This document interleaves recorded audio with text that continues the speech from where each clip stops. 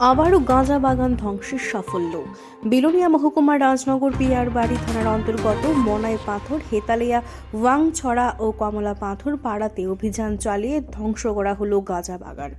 জানা যায়, গোপন খবরের ভিত্তিতে রবিবার ভোরে এলাকায় অভিযান চালায় সিআরপিএফ, আবগারি বিভাগ, বন দপ্তরের কর্মী, 43 নং সীমান্তরক্ষী বাহিনী সহ সকল পুলিশ বাহিনী। স্যার, আজকে শুনতে পেয়েছি আপনারা আজকে গাঁজা বিরোধী অভিযানে গিয়েছেন। স্যার, কোথায় করেছেন এবং কতগুলি অবৈধ গাঁজা আজকে আপনারা ধ্বংস করে এসেছেন, যদি একটু বলেন। আজকে আমাদের পিয়ারবাড়ি থানা, আমাদের এসডিপি বিলোনিয়া স্যারের নেতৃত্বে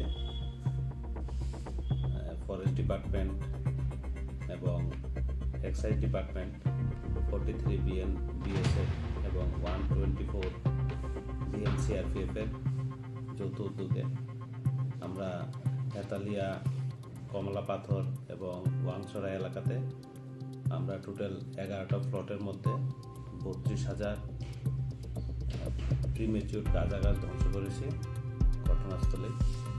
এবং ওই এলাকাতে এবং ওই এলাকার আরও আশপাশে কোথায় কোথায় অবৈধভাবে আরও গাঁজা গাছ লাগানো আছে, এগুলো আমরা খুঁজে বের করছি এবং আগামী দিনে আমরা এরকমভাবে এই গাঁজা গাছ ধ্বংস অভিযান আমরা করব।